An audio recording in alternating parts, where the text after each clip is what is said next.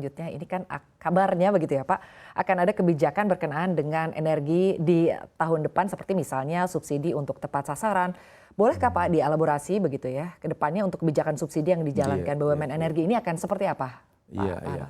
Jadi kita, bauran kebijakan di sektor energi ini memang di satu sisi mungkin bagaimana kita memang, secara bertahap melihat kesempatan untuk bisa, melihat, bagaimana mengurangi, jumlah subsidi itu sendiri. Karena kan kebutuhan kita juga untuk bisa melakukan, investasi dan juga, pengembangan dan juga, ketersediaan daripada APBN kita kan juga terbatas kan dengan saat ini juga mulai tahun 2023 nanti kita harus kembali kepada fiscal deficit itu adalah di bawah 3%. Jadi ini yang pertama tentunya tadi sudah disampaikan juga di dalam berita bahwa kita ingin mendorong mobil ataupun juga kendaraan dan juga motor listrik untuk bisa dikembangkan.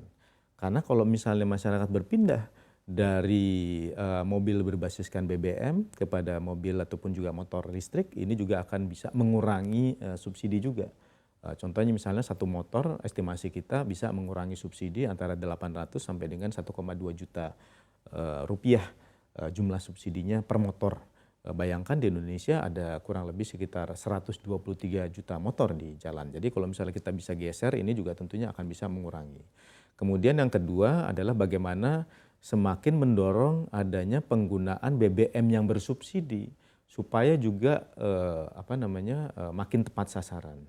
Namun ya arahan Pak Presiden juga tentunya karena kita juga baru melakukan perubahan atau penyesuaian harga BBM ya di tahun ini, tentunya ini juga bagaimana kita kebijakan yang terkait hal tersebut juga harus timingnya ataupun juga waktunya, caranya, mekanismenya juga harus diperhatikan bahwa dijaga dengan baik. Jadi mengenai timing ini kan juga sangat penting sekali.